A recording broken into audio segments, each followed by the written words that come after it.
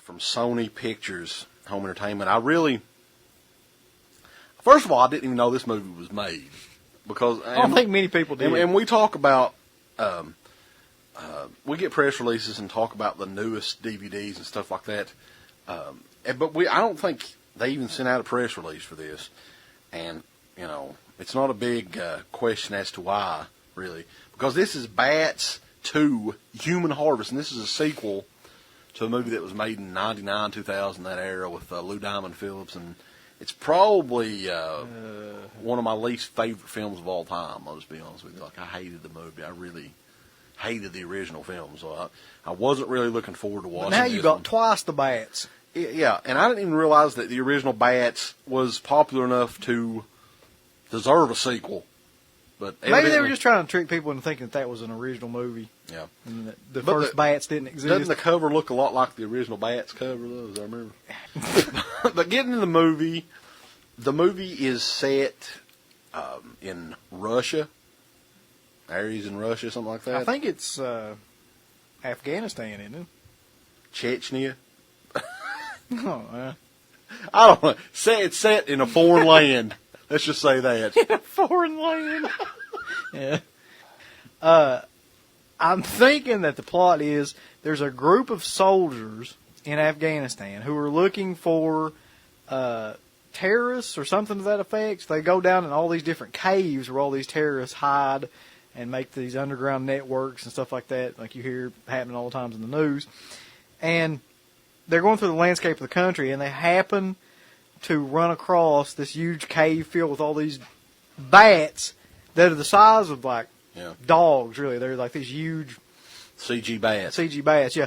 And they've been, as you come to find out a little bit later in the movie, genetically altered by scientists to be like human bat-killing machines. Evil scientists. And they harvest on human beings. See, that's human harvest.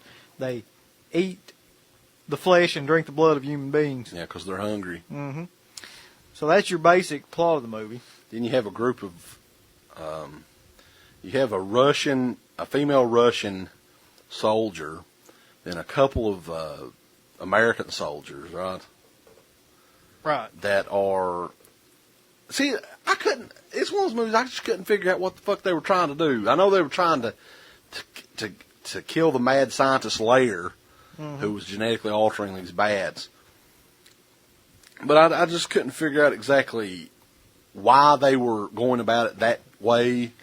I don't even know for sure, but I think that it's kind of implied in the movie that the bats are going to be used as some kind of a new weapons, like a biological weapon type of deal. This is a Sci-Fi Pictures film as well, we need to say. And we've been seeing a lot of this stuff lately, these Sci-Fi Pictures. I think Croc was another one recently that we reviewed. And there was one Mammoth. Mammoth was actually one of the better ones. There's a whole bunch of anything that has Bigfoot in it's normally like a sci-fi original nowadays too. And this one is just, of course, it's a cheap cash in on whatever name value Bat has. I didn't think it really even had any sort of name recognition whatsoever. But it was directed by Jamie Dixon though, and the thing that I thought was funny about that is Jamie Dixon is actually a really well-known and respected visual effects guy who's done like a lot of visual effects work on major Hollywood films like True Lies and different stuff like that. Not a director, though. No, but that's the thing that makes this so weird is because even the visual effects in this movie suck. Like, I don't know. Well, the thing is, the CG bats work a lot better than something that's more visual because bats are black. You don't see bats clearly. Unfortunately, so it's not that distracting. Everything in the movie is CG, not just the bats. Like, I'm pretty sure the scenes where they attack people and rip them apart are CG too, which looks completely horrible. Of course, the big choppers in the movie, all that, I think all of the shot was CG. I think it looked like something from an Xbox, fighter game or something, fighter jet. This is just a movie where, first of all, it doesn't have anybody in it that you've ever heard of unless you're a big fan. You want to talk about the cast? David Chokachi from Baywatch. David Chokachi, of course. Yeah, Michael Jace, Pollyanna McIntosh, Martin Papzion, Melissa DeSouza, and Thomas Arana. So that's an all-star cast. People that you don't really know. That's the A-list. But, so if you're not going on the cast, which is not a big deal in horror films, and you have to be going on the premise, which is a fucking ridiculous premise anyway. I don't like movies about killer bats. That's just not. And it's not really even a horror movie. It's more like just a bad attempt of action, war movie. It definitely looks like a movie that was made for television. I don't know if it was made for television, but see, it doesn't really have a lot of gore in it. Plus, the acting is really bad, and the direction and the editing is really bad too. Like, there will be scenes in this where I would notice it. It just looks like, when people are running and stuff, and they'll like start them running right before they start filming. There's a lot of scenes where it was edited so bad that you could actually tell if they had stopped and then started running again on camera. Like, they didn't even edit it together where it made it look like they were still running around and stuff. It's just kind of stuff. I think a lot of people would probably know better if they saw this sitting in the store. Yeah, seriously, like, it sounds just as bad as it is too. Is the thing.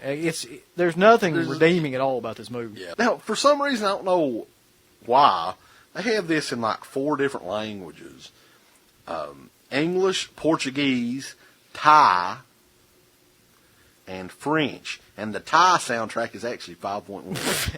They got it in, and then it's special sonar for the bats. Yeah, and subtitles, you've got it English, Chinese, French, Korean, Portuguese, Spanish, and Thai. So I'm guessing they're thinking this is going to be a movie that'll be a big hit overseas. I don't know where the hell this movie be a big hit at. Like, maybe at a convention for really crappy fucking bat movies. It'd be the only place.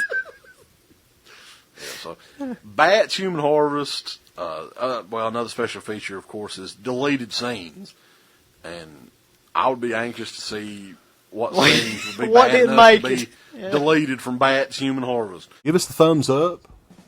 Up your butt. Like, subscribe, and if you subscribe, here's something else you can do. Once you subscribe, you can click the bell notification, right? And it'll notify you anytime that Dead Pit puts up new shit. Or don't. I really don't give a if you do. I want you to. I don't care. Let's keep our community growing here on YouTube. I don't like it. I don't want you to do nothing. Listen, they need to do that, pal. No, don't you dare touch it. Thumbs up. Subscribe. And click that bell. Thank you to all of our supporters on Patreon. DeadPitOnPatreon.com is the only place to check out a complete archive of the old Dead Pit radio shows all the way back from 2005 on, in addition to the midweek shows and fan commentaries, exclusive podcasts, and much more. Dead Pit on Patreon.com if you're interested. Tiers start at only $1.